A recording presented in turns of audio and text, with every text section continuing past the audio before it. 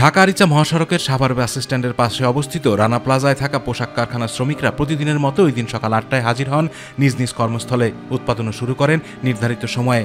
হঠাৎ ৯:৩০টার দিকে বিকট শব্দ, আশেপাশে উঠতে থাকে ধুলোবালি, ধসে পড়ে রানা প্লাজা ভবন। শুরু হয় আহত শ্রমিকদের হাজারি। উদ্ধারে এগিয়ে আসেন স্থানীয়রা।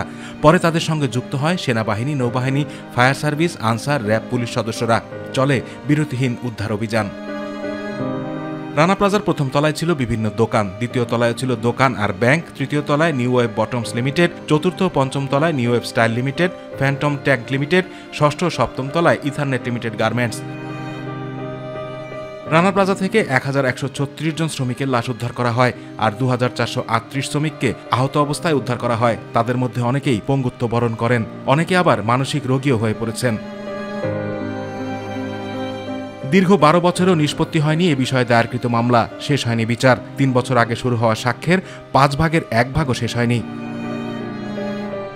মামলায় ৫৯৪ জন সাক্ষীর মধ্যে ৮৩ জনের সাক্ষ্য গ্রহণ শেষ হয়েছে। ৮৪ জনের সাক্ষ্য গ্রহণ বর্তমানে চলমান। ২৮ এপ্রিল মামলার পরবর্তী সাক্ষ্য গ্রহণে আদালতের নতুন দিন ধার্য করা হয়েছে।